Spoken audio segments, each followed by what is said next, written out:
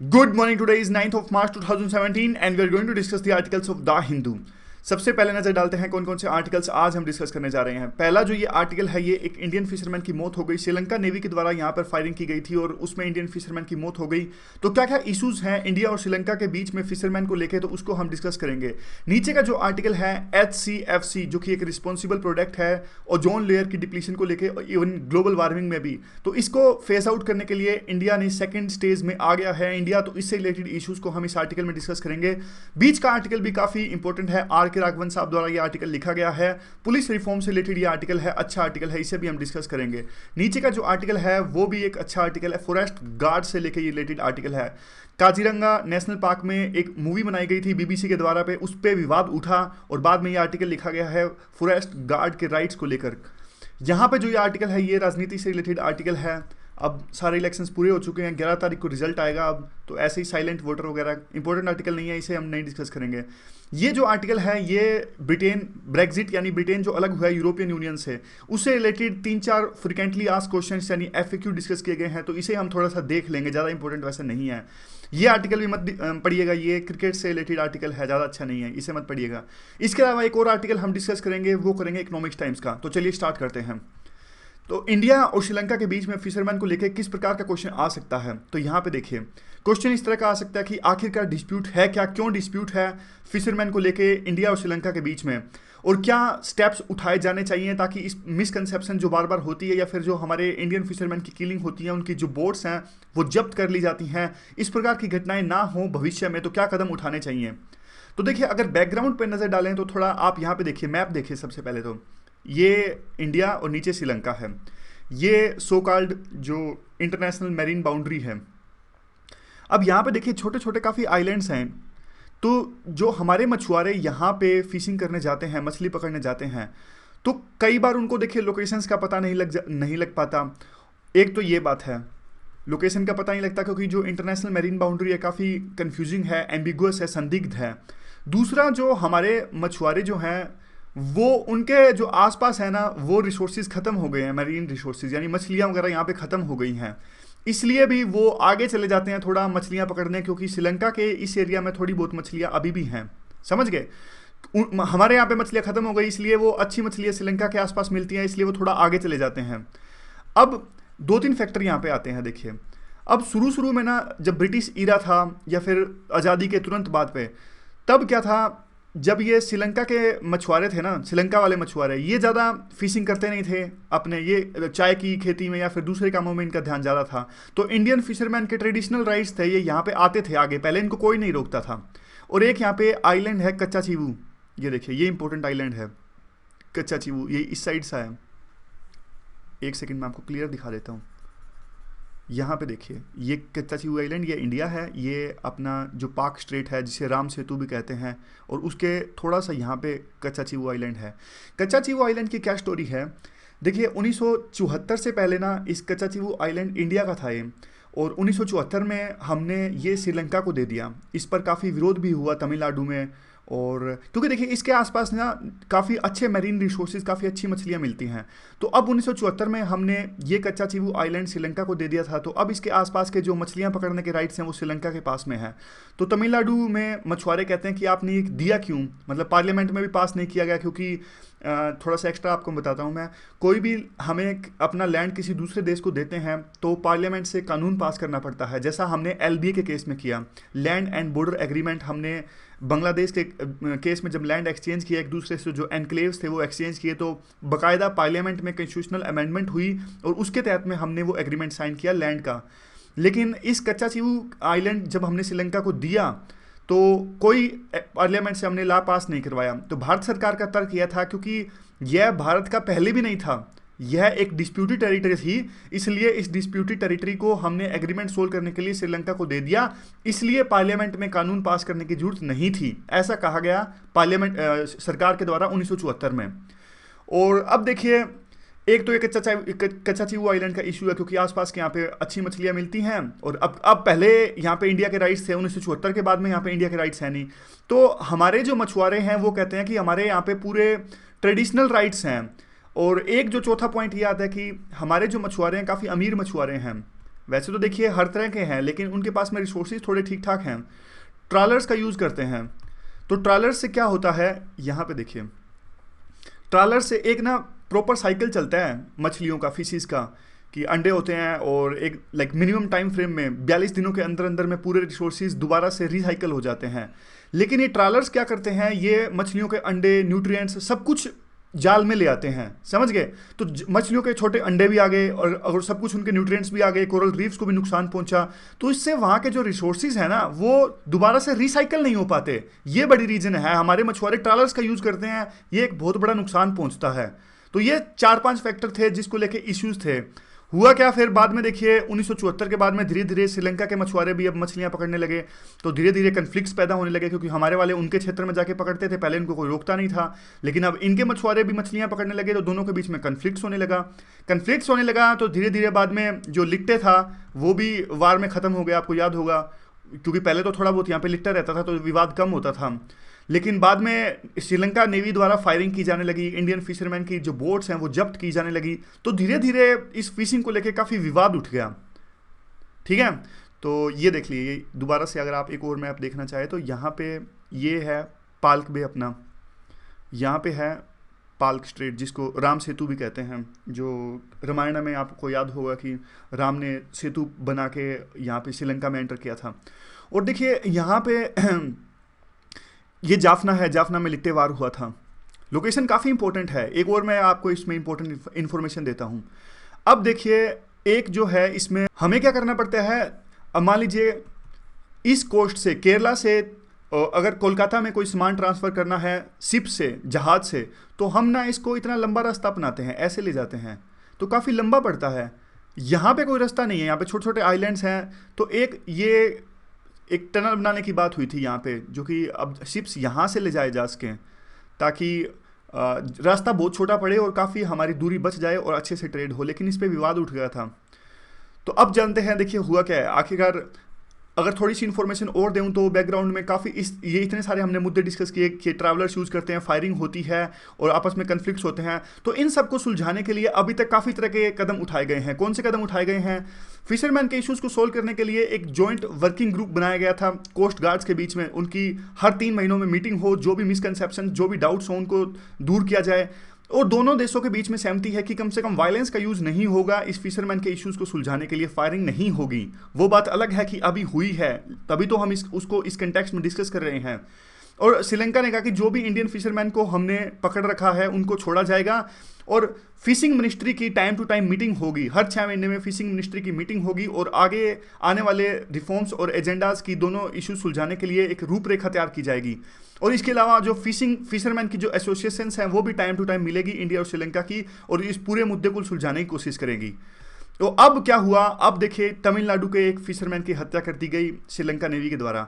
लेकिन द हिंदू कहते हैं कि अभी कोई निश्चितता नहीं है, कोई सर्टेनिटी नहीं है कि किन परिस्थितियों में इंडियन फिशरमैन की मौत हुई और श्रीलंका नेवी ने की या फिर किसी दूसरे आर्म्ड ग्रुप ने ये हत्या की। अभी तक यह भी पूरी तरह पता नहीं लग पाया है। और अभी तक यह भी नहीं पता लग पाया कि आखिरकार शूटिंग कहाँ हुई, क्या वो इंडिया की धरती पर हुई थी, क्या वाकई में वो मछुआरा जिसकी हत्या की गई क्या वो श्रीलंका की टेरिटरी में था। अब देखिए ये कहते हैं कि आखिरकार जो इशू है वो यही है, पाल्क बे के एरिया में फिशिंग को लेके है। ये सब तो हमने काफ़ी डिटेल में अभी डिस्कस किया था। श्रीलंका की नेवी अभी डिनाई कर रही है। श्रीलंका की नेवी कहती है कि हमारा कोई हाथ नहीं है इंडियन फिशरमैन की हत्या में। ये सारा इशू इसलिए आर्टिकल इसलिए डिस्कस किया गया क्योंकि काफ़ी प्रोटेस्ट हो रहा है वहाँ पे तमिलनाडु में काफ़ी प्रोटेस्ट हो रहा है कि इंडियन फिशरमैन की हत्या को लेकर काफ़ी इमोशनल इशू है तमिलनाडु में। तमिलनाडु आपको पहले भी पता था कि जलीकाटू को लेकर वो काफ़ी एक प्रकार से एंटी इंडिया माहौल वहाँ पे बना था। तो तमिलनाडु के जो मछुआरे हैं वो एक आरोप उनका यह भी लगता है कि जब गुजरात में किसी मछुआरे को पकड़ा जाता है तो यूं अखबारों में यूं लिखा आता है इंडियन फिशरमैन, और जबकि कोई तमिलनाडु के मछुआरे को पकड़ा जाता है या फिर उसकी हत्या की जाती है तो सभी अखबारें तमिल फिशरमैन लिखती है, क्यों नहीं वो इंडियन फिशरमैन लिखती। तो यह आरोप लगता है तमिल फिशरमैन की तरफ से। तो यह शूटिंग एक तरह से एक्सपोज करती है कि अभी भी जो ये एग्रीमेंट है फिशरमैन को लेके इंडिया और श्रीलंका के बीच में लटक रहा है और इसको सोल्व करने में एक प्रकार से सफलता हासिल नहीं कर पाए हैं इंडिया और श्रीलंका। देखिए शॉर्ट टर्म मेजर्स तो काफ़ी लिए गए हैं, वो हमने डिस्कस किया कि जॉइंट ग्रुप्स बनाएंगे, मिनिस्ट्री मिलेगी टाइम टू टाइम, वो सब शॉर्ट टर्म सॉल्यूशंस हैं। जब तक कि शॉर्ट लॉन्ग टर्म सॉल्यूशंस आप नहीं लाओगे तो थोड़े टाइम के बाद में जो 3-3, 6-6 महीने के सॉल्यूशंस आप ला रहे हो ये इररिलेवेंट हो जाते हैं, अप्रासंगिक हो जाते हैं थोड़े टाइम के बाद में। तो आखिरकार जल्द से जल्द लॉन्ग टर्म सॉल्यूशंस लेके आने पड़ेंगे। और वैसे देखिए ये कहते हैं कि पिछले कुछ समय से बोट्स वगैरह तो काफ़ी जब्त की थी श्रीलंका ने। अगर हमारे मछुआरे उनकी टेरिटरी में, उनकी मरीन टेरिटरी में अगर मछलियां पकड़ने जाते थे तो काफ़ी बार ऐसे इंसिडेंट सामने आते थे कि वो भारतीय मछुआरों की मछलियां पकड़ लेते थे या फिर उनको अरेस्ट कर लेते थे। लेकिन इस तरह की घटना की फायरिंग की वो तो पिछले कई समय से नहीं आई थी। मतलब इनका कहने का मतलब है कि पिछले 2-3 साल से फायरिंग नहीं हुई थी। 2-3 साल में एक पहला इस तरह का इंसिडेंस है जिसमें फायरिंग में इंडियन फिशरमैन की हत्या की गई हो। और उससे पहले ये कहते थे कि एक वो भी टाइम था 2008 के आसपास जब लिट्टे था जो एक अलग से तमिल, एक प्रकार से श्रीलंका के अंदर में अलग से तमिल देश की मांग कर रहा था लिट्टे। जब लिट्टे का आतंकवाद था वहां पे श्रीलंका की धरती पर, तब तो बल्कि श्रीलंका की नेवी थी बहुत ज़्यादा अग्रेसिव थी, तब काफ़ी मैग्नीट्यूड में हमारे इंडियन फिशरमैन की हत्या की जाती थी उस टाइम पर। लेकिन अब 2-3 साल में नहीं हुई है। तो ये कहते हैं ऐसा भी नहीं कह सकते कि ये एबनॉर्मल इंसिडेंट्स हैं। जिन्होंने इस प्रकार की घटना को अंजाम दिया है और उस पर कार्रवाई होनी चाहिए, और एक प्रकार से हम बिल्कुल हाथ पर हाथ धरे नहीं बैठ सकते, ये आर्टिकल लिखता है। और उसके बाद में ये आता है वे फॉरवर्ड में क्या कहते हैं। वे फॉरवर्ड में ये कहते हैं कि देखिए जो श्रीलंका के प्रधानमंत्री है रानिल विक्रमसिंघे 2015 में उन्होंने ऑफिस ज्वाइन किया था। उन्होंने कहा था कि जो किसी भी इंडियन फिशरमैन पे फायरिंग नहीं होगी, और 2 साल तक तो यह रहा। लेकिन अब एक प्रकार से उस डिसीजन से एक प्रकार से श्रीलंका उस डिसीजन को इग्नोर कर रहा है। यह जो हमारी इंडियन फिशरमैन की किलिंग है वो यही मैनिफेस्ट करता है। अब इंडिया वाले यूं कहते हैं कि देखिए 3 साल का टाइम दीजिए, 3 साल का टाइम दीजिए हमें फेस आउट करने के लिए, हम आपकी टेरिटरी में नहीं जाएंगे। वो 3 साल का टाइम देने के लिए तैयार नहीं है। श्रीलंका वाले कहते हैं नहीं 3 साल नहीं, 3 साल में तो आप हमारे सारे रिसोर्सेज खत्म ही कर दोगे, आप अभी से आना बंद कर दो हमारी टेरिटरी के अंदर में। अब सॉल्यूशन ये बताता है द हिंदू कि सबसे पहले तो ट्रॉलर्स का जो यूज है वो बंद होना चाहिए, जिससे मरीन रिसोर्सेज हैं वो खत्म हो रहे हैं। दूसरा, हमें डीप सी फिशिंग की कोई तकनीक इजाद करनी होगी, सस्ती तकनीक इजाद करनी होगी। क्योंकि देखिए हमारे फिशरमैन क्या कहते हैं, हमारे आसपास जो हैं वो मछलियां खत्म हो गई हैं। यहाँ पे देखिए हमारे फिशरमैन, हमारे मछुआरे कहते हैं हमारे आसपास तो मछलियां मिलती नहीं, इसलिए तो हम श्रीलंका की टेरिटरी में चले जाते हैं। तो एक जो तकनीक होनी चाहिए डीप सी फिशिंग की, मतलब समुद्र की गहराई तक जाके मछलियों को पकड़ सके ताकि वो अपना जीवन यापन कर सके। ऐसी सस्ती तकनीक इवॉल्व होनी चाहिए और अपनानी चाहिए मछुआरों को। इसके अलावा मैं आपको और भी सॉल्यूशन बताता हूँ। ये तो द हिंदू के सॉल्यूशन थे। और सॉल्यूशन ये हो सकते हैं कि देखिए जीपीएस का यूज़ करें। हमारे जो मछुआरे हैं कई बार वो ये कहते हैं कि हमें पता नहीं लग पाता कि कब श्रीलंका की जो मरीन टेरिटरी, इंटरनेशनल टेरिटरी है वो आ गई। तो अगर ये जीपीएस का यूज़ करेंगे अच्छे से, सस्ते सब्सिडी के दामों पर गवर्नमेंट इनको जीपीएस उपलब्ध करवाएगी, तो इनको पता लगता रहेगा कि हम दूसरी देश की टेरिटरी में तो नहीं एंटर कर गए हैं। और फिर कई बार जो ये है नारकोटिक्स विभाग, नारकोटिक्स के जो माफिया हैं या फिर जो दूसरे लोग हैं, इनको लालच से आगे ले जाते हैं, ये आगे नहीं जाएंगे। और स्मार्ट कार्ड भी इशू होना चाहिए फिशरमैन को आइडेंटिफिकेशन के लिए। इसके अलावा ट्रॉलर्स का यूज़ बंद होना चाहिए, डीप सी फिशिंग की तकनीक जो है वो ईजाद होनी चाहिए और इसको आसानी से उपलब्ध करवाना चाहिए मछुआरों के लिए। और श्रीलंका के जो तमिलनाडु के पॉलिटिशियंस हैं उनको भी चाहिए कि वो इस पूरे इशू को एक प्रकार से इमोशनल ढंग से यूज़ ना करें और वोट बैंक की राजनीति के लिए यूज़ ना करें। तो ये थोड़े बहुत पॉइंट्स थे। अब चलते हैं हम अगले आर्टिकल की तरफ में। अगला आर्टिकल जो रिलेटेड है वो मॉन्ट्रियल प्रोटोकॉल से रिलेटेड है। मॉन्ट्रियल प्रोटोकॉल आपको याद होगा हमने ये डिस्कस किया था 1987 में यूनाइटेड नेशंस एनवायरनमेंट प्रोग्राम, इनकी एक प्रकार से गाइडेंस में ये मॉन्ट्रियल प्रोटोकॉल निकल के सामने आया था और 1989 में ये फॉर्म में आ गया था। उससे पहले जो कन्वेंशन हुई थी मॉन्ट्रियल प्रोटोकॉल को बनाने के लिए, वो कन्वेंशन थी वियना कन्वेंशन। अपने आप में ये फर्स्ट ग्लोबल एग्रीमेंट था जो धरती के एटमॉस्फेयर को बचाता था। क्योंकि आपको याद होगा 1992 में बाद में अर्थ समिट हुआ था, लेकिन 1987 में ये अपनी तरह का पहला एग्रीमेंट था जो अर्थ को, एटमॉस्फेयर को बचाने के लिए था। किसको बचाते हैं इस एग्रीमेंट में? इस मॉन्ट्रियल प्रोटोकॉल में हम हमारी जो ओजोन लेयर परत है, ओजोन लेयर को बचाते हैं हम। ठीक है, स्ट्रेटोस्फेयर के अंदर में है ये ओजोन लेयर परत है, ये सन की जो अल्ट्रावायलेट रेज है उसको धरती पर आने से रोकती है और अगर वो धरती पर आ जाए तो काफ़ी हानिकारक हो सकती है मैन के लिए, एनिमल्स के लिए, कैंसर का खतरा इससे रहता है। तो हमने इस प्रोटोकॉल में क्या किया, हमने उन सब सब्सटेंसेस को, उन सब सब्सटेंसेस को जो ओजोन लेयर को डिप्लीट करते हैं, ओजोन लेयर को खत्म करते हैं, क्योंकि एक छेद हो गया था, आपको याद होगा ओजोन लेयर में, फिर अल्ट्रावायलेंट रेज हमारी धरती पर आने लगी थी। तो ऐसे सभी सब्सटेंसेस को जो ओजोन लेयर, जिनके कारण में ओजोन लेयर है वो खत्म हो रही है, उनको बैन करने की बात की गई थी इस मॉन्ट्रियल प्रोटोकॉल में। तो कौन कौन से इसमें थे? इसमें CFC था, क्लोरोफ्लोरोकार्बन्स थे, HCFC था, हेलोन्स थे, ये सारे सब्सटेंसेस थे इसमें। और अब ये देखिए यहाँ पे HCFC को कैसे रिड्यूस करना था, ये पूरी टाइम लिमिट भी है, 2020, 24, 28, 30, इस प्रकार से थोड़ा थोड़ा करके कम करना था HCFC को। समझ गए? अब थोड़ा इसको हम देखते हैं क्या है इसमें।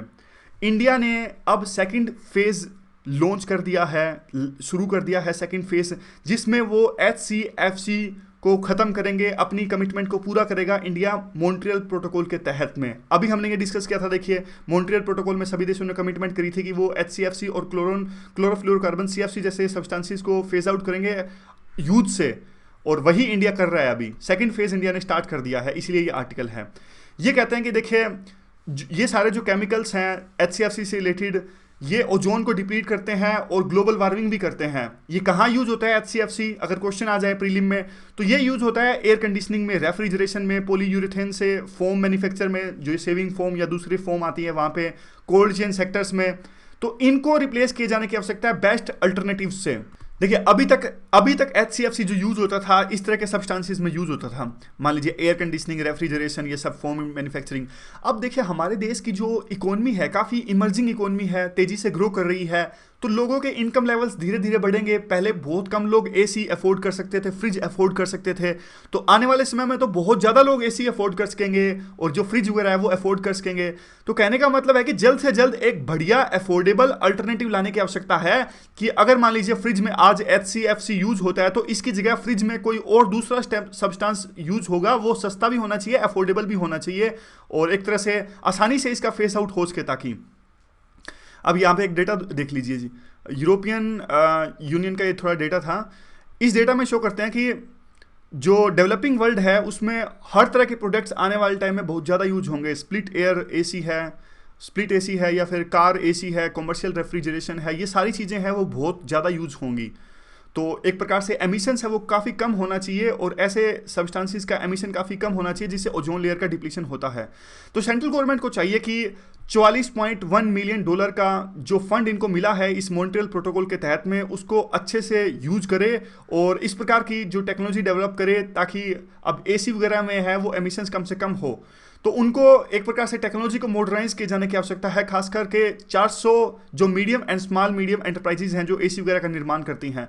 अगर उनको 2023 तक इस पूरे मॉन्ट्रियल प्रोटोकॉल के तहत में HCFC का फेज आउट करना है, तो उनको इन 400 जो इंडस्ट्रियल यूनिट्स है उनकी टेक्नोलॉजी को किसी प्रकार से मॉडर्नाइज करना पड़ेगा। और इसके लिए देखिए स्टेट गवर्नमेंट के भी एक्टिव पार्टिसिपेशन की आवश्यकता है, ताकि वो भी स्टेट गवर्नमेंट्स भी एक प्रकार से अपनी जो बिल्डिंग कोड्स हैं वो इस प्रकार से बना सकें जिसमें से एमिशन जो है वो काफ़ी कम हो, ना सिर्फ ग्लोबल वार्मिंग का बल्कि उन सब्सटेंसेस का भी जो ओजोन लेयर को डिप्लीट करते हैं। यहाँ पे देखिए जो नए रेफ्रिजरेंट्स हैं उनका जो पोटेंशियल है वो ग्लोबल वार्मिंग के लिए काफ़ी कम होना चाहिए, और वो ऐसे जो सब्सटेंसेस है वो अवेलेबल हैं जो काफ़ी कम ग्लोबल वार्मिंग पोटेंशियल वाले हैं, और इनको एक प्रकार से लोग अब अडोप्ट भी करने लगे हैं धीरे धीरे।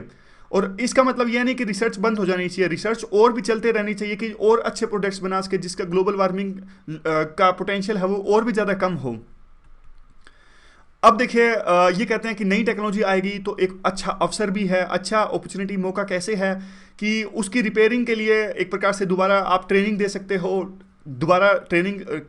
तो उससे क्या होगा, ज़्यादा ज़्यादा एम्प्लॉयमेंट मिलेगी लोगों को, कि नई टेक्नोलॉजी के जो AC वगैरह हैं उनको रिपेयर करने के लिए बंदे ज़्यादा सीखेंगे, एक प्रकार से एम्प्लॉयमेंट अपॉर्चुनिटीज़ भी हैं। और कंज्यूमर्स को भी अवेयर करने की आवश्यकता है ताकि उनको भी पता हो कौन से ग्रीन प्रोडक्ट्स हैं और कि कौन से ग्रीन प्रोडक्ट्स को उन्हें खरीदना चाहिए। इसके लिए गवर्नमेंट क्या है, टैक्स में सब्सिडी दे सकती है, यानी ग्रीन प्रोडक्ट्स पे आप ज़्यादा सब्सिडी दे दो। इन्वायरमेंट मिनिस्ट्री को भी ये चाहिए कि देखिए जो एयर कंडीशनिंग यूनिट है AC वगैरह की है वो एक बार लिमिट रख दे उनकी टेम्परेचर की। कैसे, जैसे मैं आपको बताता हूँ, देखिए यूँ कहते हैं कि AC को अगर 25 डिग्री सेल्सियस पे चलाओ तो काफ़ी एनर्जी एफिशिएंट रहता है, एनर्जी काफ़ी कम यूज होती है 25 डिग्री सेल्सियस पे। ये कही हुई बात है, मतलब एग्जाम्पल नहीं है, कैसे कहते हैं ऐसा लोग। अब देखिए कई लोग क्या करते हैं, 16 टेम्परेचर रखते हैं, कईयों को तो पता नहीं होता 12 भी ले आते हैं AC का टेम्परेचर जो है। तो इससे ठंड तो नहीं होती लेकिन एनर्जी है वो ज़्यादा यूज होती है। तो इसलिए एक प्रकार से ये कहते हैं कि आप लिमिट ही रखना स्टार्ट कर दो ना, कि 25 से जिस टेम्परेचर पे सबसे कम एनर्जी यूज होती है उस एसी पे लिमिट रखना स्टार्ट कर दो कि आप 25 से फॉर एग्जांपल नीचे जा ही नहीं सकते। ठीक है।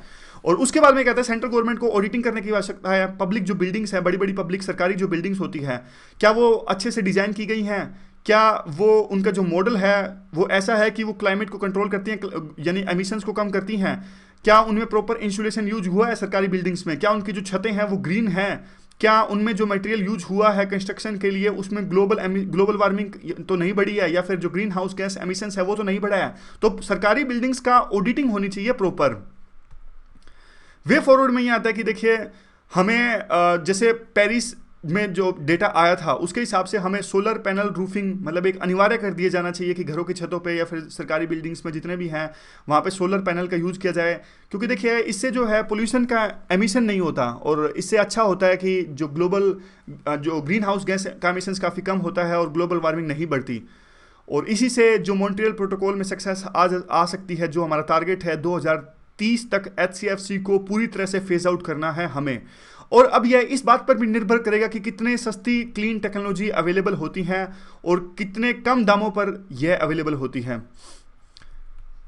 तो यही है बाद में जिस प्रकार से सोलर फोटोवोल्टिक पावर है वो अभी काफ़ी सस्ती हो गई। हमने एक आर्टिकल डिस्कस किया था, मध्य प्रदेश के रेवा में इसका रेट 2.97 हो गया था। तो जितनी सस्ती ये पावर होगी सोलर टेक्नोलॉजी की, सोलर जो पावर होगी, उतने ही ज़्यादा लोग इसे यूज़ करेंगे। और वही सेम बात आने वाले टाइम में जो एक्सेस है लोगों की बढ़ेगी एसी के प्रति और फ्रिज के प्रति, तो गवर्नमेंट को चाहिए कि ऐसी पॉलिसी बनाए कि ये सारे जो फ्रिज जैसे इक्विपमेंट्स वो एनर्जी एफिशिएंट हो और वो इको फ्रेंडली हो।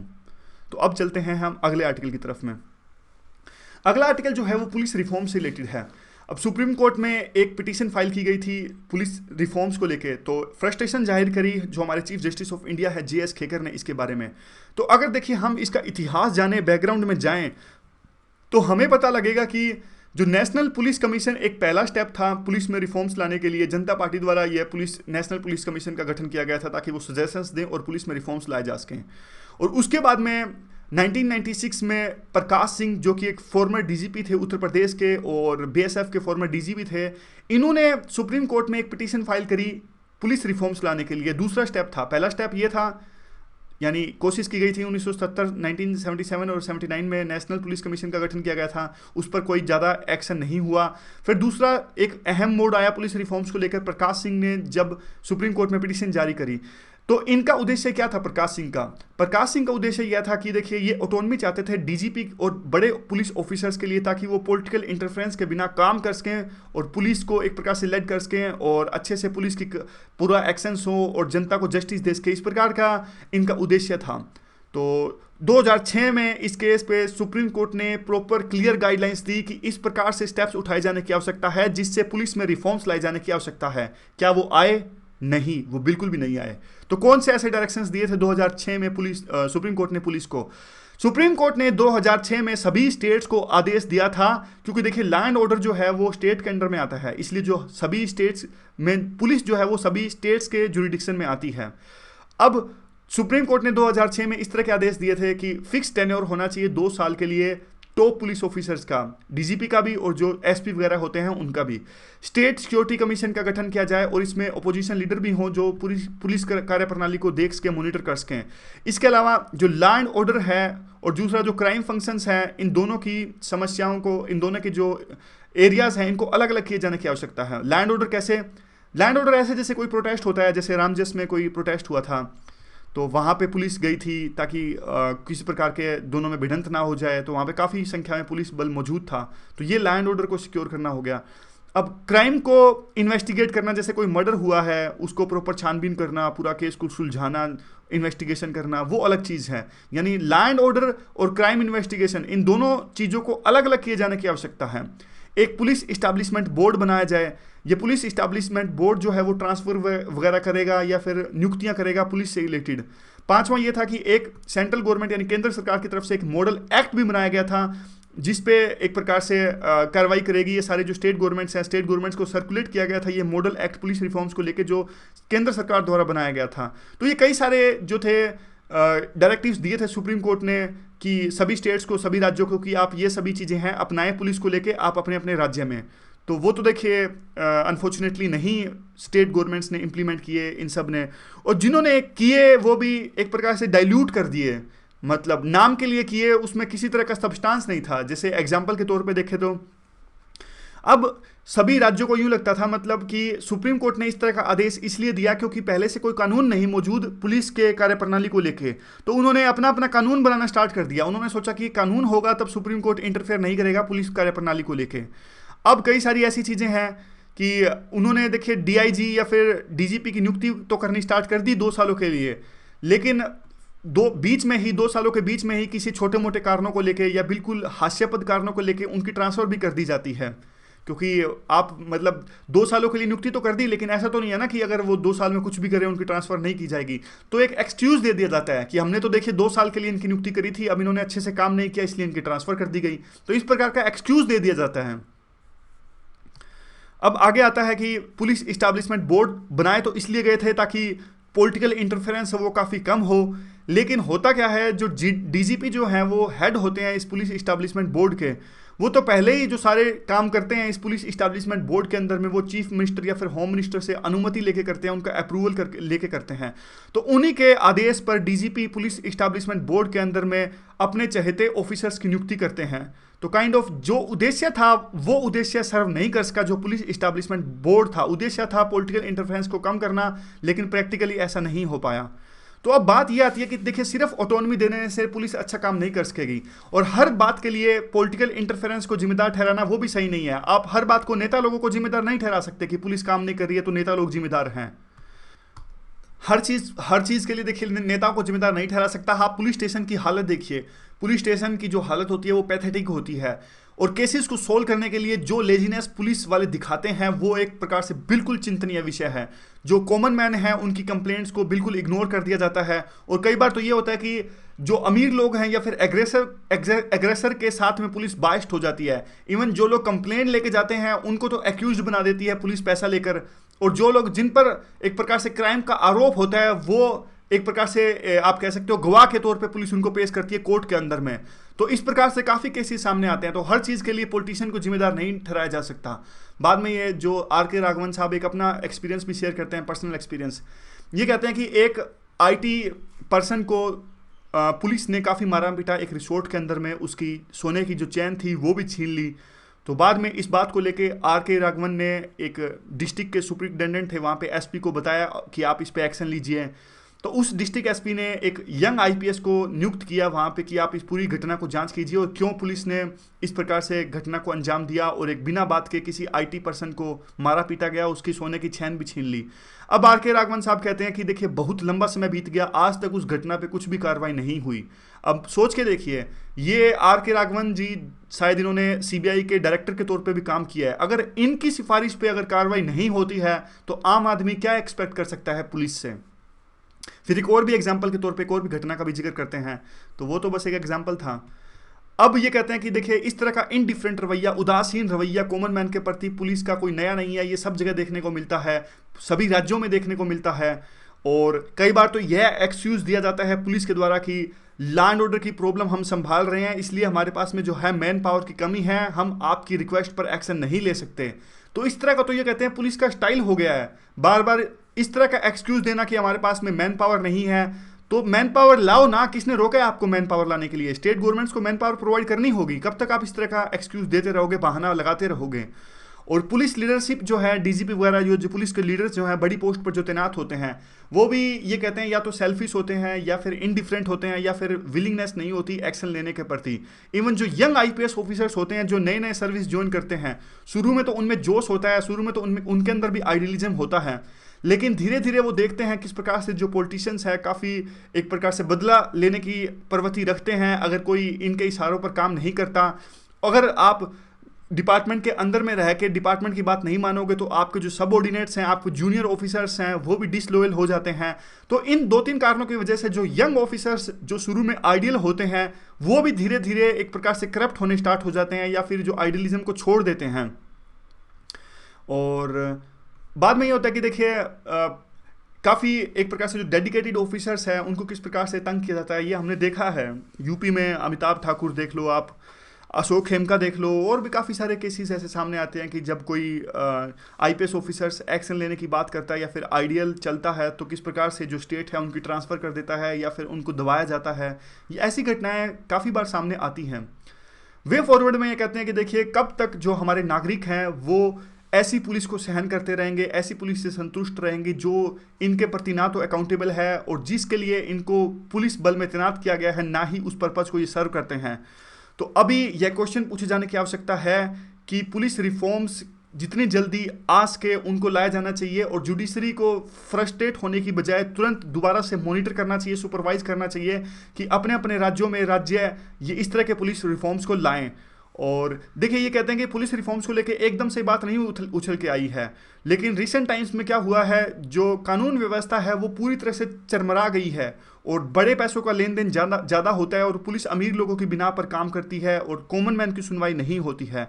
तो अब वो जो फॉर्मर डीजीपी थे प्रकाश सिंह, उनकी जो पिटीशन पे जो सुप्रीम कोर्ट ने डायरेक्टिव्स दिए थे उस पर जल्द से जल्द कार्रवाई होनी चाहिए, इस प्रकार के वे फॉरवर्ड ये कह रहे हैं।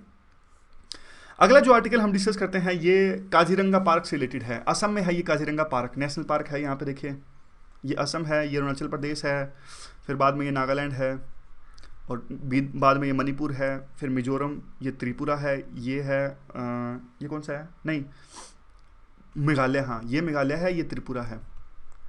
ठीक है, तो ये सारे स्टेट्स जब भी मैप आए ना बस आप एक बार नज़र डाल दिया करो। और नेशनल पार्क के लिए क्या करना है, नेशनल पार्क प्री के लिए काफ़ी इंपॉर्टेंट है। देखो यार नेशनल पार्क का ना एक दो क्वेश्चन तो पक्का आता है, लेकिन नेशनल पार्क के बारे में ना टेंशन मत लेना, क्योंकि इतने ज़्यादा नेशनल पार्क्स तो याद ऐसे नहीं होंगे कि आप पूरा एक दिन लगा दो। ये तो ऐसे होंगे थोड़ा थोड़ा आप देखते रहा करो, खास करके वो नेशनल पार्क जो न्यूज़ में होते हैं। अब कॉस्ट बेनिफिट काफ़ी कम हो जाएगा कि आप हर एक नेशनल पार्क को उठा के पूरी रिसर्च करने लगोगे, एक एक दो घंटा हर एक नेशनल पार्क के बारे में लगाओगे। तो ऐसे तो देखिए 115 के आसपास नेशनल पार्क हैं और 600 के आसपास में वाइल्ड लाइफ सेंचुरीज हैं, फिर बायो रिजर्व भी हैं, टाइगर रिजर्व्स भी हैं। तो इतनी सारी चीज़ें याद नहीं होंगी, तो थोड़ा थोड़ा बस देख लिया करो। और यूपीएससी वाले जो हैं वो आजकल और भी स्मार्ट हो गए हैं। पहले तो वो किस तरह के क्वेश्चन पूछते थे, वो पहले इस तरह के क्वेश्चन पूछते थे कि ये नामा धापा नेशनल पार्क है, ये कौन से स्टेट में है, ये जो कॉर्बेट नेशनल पार्क है ये कौन से स्टेट में है, काजीरंगा कौन से स्टेट में है। आजकल ये ज़्यादा स्मार्ट खेलते हैं यूपीएससी वाले। आजकल ये इस तरह का क्वेश्चन पूछते हैं कि जैसे कोई एग्जांपल देता हूँ मैं आपको, 2015 में आया था, एक कोई क्लाइमेट दे दिया कि इक्वेटोरियल भी है ये रीजन और स्नो भी आती है यहाँ पे, और इस तरह से 3-4 चीज़ें दे दी भाई। इस तरह से बर्फ़ भी गिरती है, इक्वेटोरियल भी है, मतलब ये इस पे मत जाइए, इक्वेटोरियल में तो बर्फ़ गिर ही नहीं सकती, मुझे भी पता है वो तो, लेकिन कहने का मतलब है 3-4 चीज़ें दे दी और पूछ लिया कि कौन से नेशनल पार्क में ये कंडीशंस अवेलेबल हैं। इस तरह का क्वेश्चन आया था 2015 में। तो देखिए कितना दिमाग लगाना पड़ा। मतलब पहले तो आप ये देखो कि ये है कहाँ, आपको ये पता होगा कि नामा धापा अरुणाचल प्रदेश में है, तभी आप सोच सकोगे कि हाँ भाई अरुणाचल प्रदेश में तो ये तीनों क्लाइमेट अवेलेबल हैं।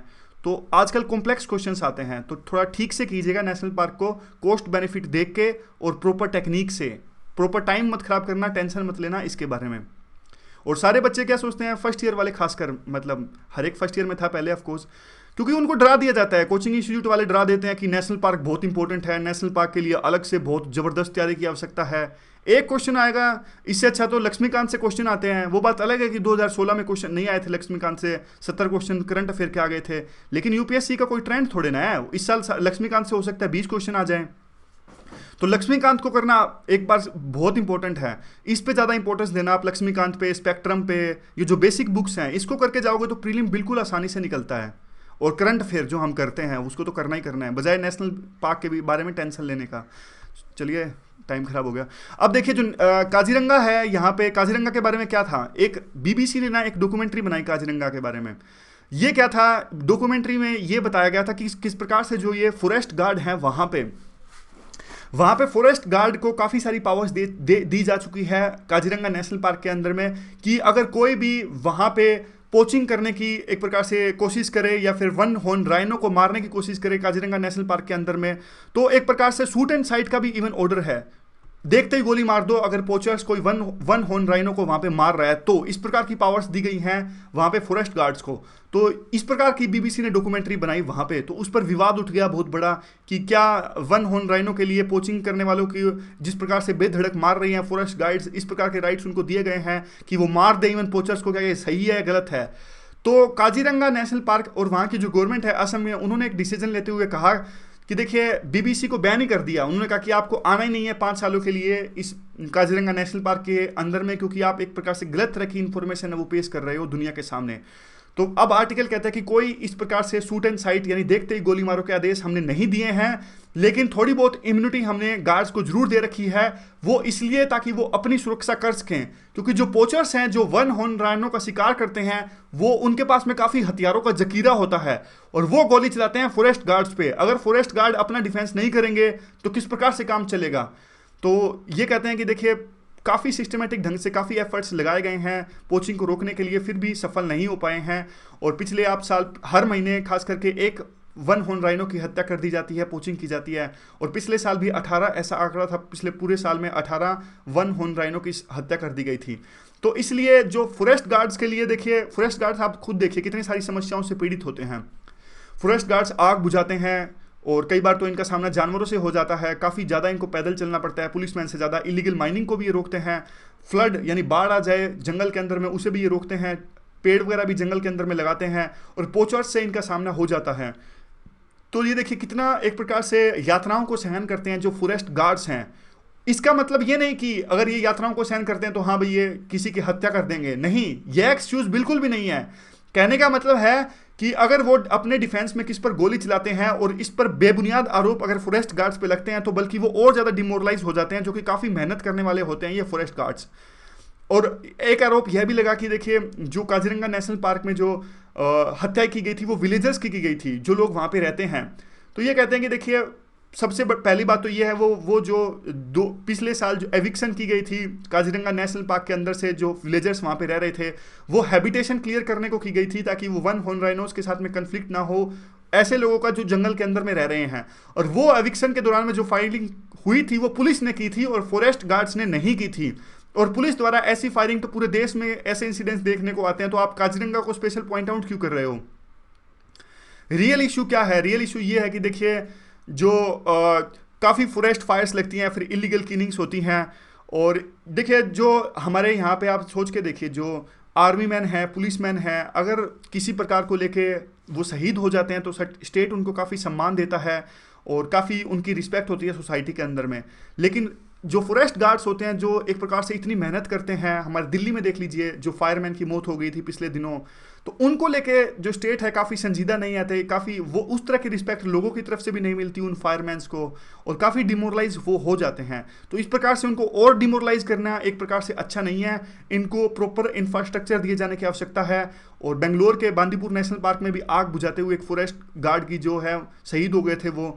और फॉरेस्ट गार्ड को भी सपोर्ट चाहिए और उनको सिर्फ बंदूक देने से काम नहीं चलेगा, और सिर्फ कितने राउंड्स फायरिंग हुई काजीरंगा नेशनल पार्क से फॉरेस्ट गार्ड की तरफ से यह भी एक पैमाना नहीं है कि कितने पोचर्स को बचाया गया और कैसी ड्यूटी करी फॉरेस्ट गार्ड्स ने।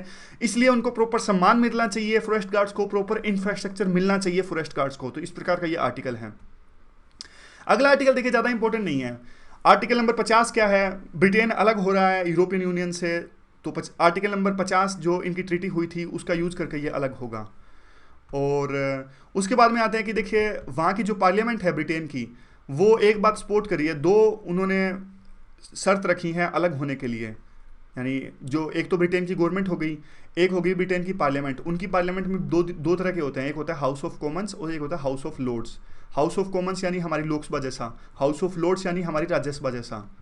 तो ये कहते हैं कि हाउस ऑफ कॉमन्स ने तो वैसे का वैसा पास कर दिया, लेकिन हाउस ऑफ लॉर्ड्स ने दो तरह की शर्तें रखी कि यानी वहाँ की राज्यसभा ने दो शर्तें रखी कि जो यूरोपियन यूनियन के जो रेजिडेंट्स हैं वो हमारे देश में रह रहे हैं यानी यूके में रह रहे हैं, उनको रहने दिया जाए और किसी प्रकार का उनको एविक्शन ना किया जाए उनका।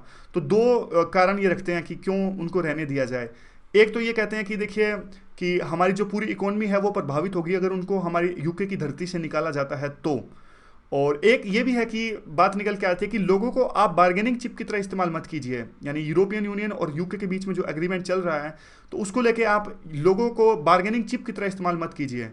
तो बस इसमें यही कहते हैं कि जिस प्रकार से जो पार्लियामेंट है वो शर्तें लगा रही है ब्रिटेन गवर्नमेंट पे, तो उनकी जो नेगोशिएशन पावर है काफ़ी कम हो जाएगी यूरोपियन यूनियन से डील करने में। तो ये आर्टिकल था, ज़्यादा इंपॉर्टेंट नहीं था। अगला जो आर्टिकल है वो आईएसआईएस को लेके है। देखिए एटीएस, गुजरात एटीएस ने 2 बंदे पकड़े आईएसआईएस के, और केरला में एक आईएसआईएस से जो हमारे देश से जाकर अफगानिस्तान में लड़ रहा था ड्रोन अटैक में, वो मारा गया। अब एक और लखनऊ में एक सेल्फ रेडिकलाइज्ड आईएस आतंकी को मार गिराया यूपी पुलिस ने। तो कहने का मतलब है कि आईएसआईएस की जो 2-3 घटनाएं हैं वो हमारे आई ओपनिंग है हमारे देश के अंदर में, तो उस पर प्रॉपर एक्शन लिए जाने की आवश्यकता है। ये कहते हैं कि ये तो सबको पता है कि सोशल मीडिया की मॉनिटरिंग करना और जो इंटेलिजेंस गैदर होती है उस पर कार्रवाई करना, गवर्नमेंट अपना काम कर रही है और उम्मीद है करेगी भी सही। लेकिन एक बात ये कहते हैं कि आमतौर पे क्या होता है कि जब इस तरह का कोई क्राइम होता है, मान लीजिए कोई बॉम्ब ब्लास्ट हुआ, तो कई बार पुलिस ना मीडिया के प्रेशर में आके जल्दबाजी में कुछ अरेस्ट कर लेती है। तो बाद में देखिए कहते हैं कि इस तरह के जो अरेस्ट हैं कई बार रेडिकलाइजेशन और ज़्यादा करते हैं, तो पुलिस को सोच समझ के काम करना चाहिए, इससे इमेंस डैमेज हो जाता है। फिर आईएसआईएस जैसे लोग जो बाद में वो लोग निर्दोष निकल जाते हैं जो जल्दबाजी में अरेस्ट किए जाते हैं, आईएसआईएस जैसे लोग इसी को अपना प्रोपगेंडा की तरह इस्तेमाल करते हैं और इसी से और ज़्यादा रिक्रूटमेंट करते हैं। और जो ये पोलराइजेशन की जो पॉलिटिक्स है वो भी कम होनी चाहिए कि पूरी की पूरी कम्युनिटी को जिम्मेदार ठहरा देना, कोई भी धर्म हो, किसी पर्टिकुलर धर्म का नाम लेने की आवश्यकता नहीं, तो पूरी की पूरी कम्युनिटी को जिम्मेदार ठहरा देना वो गलत है, और इसी से एक प्रकार से एंगर क्रिएट हो जाता है उस कम्युनिटी के कम्युनिटी मेंबर्स में। तो इस मुद्दे पर पुलिस और पॉलिटिशियंस को दोनों को मिलकर काम करना होगा, जिससे कि आईएस को आइडियोलॉजिकल रूप से भी हराया जा सके हमारे देश के अंदर से। तो आज की डिस्कशन में बस इतना ही। Thank you very much for discussion.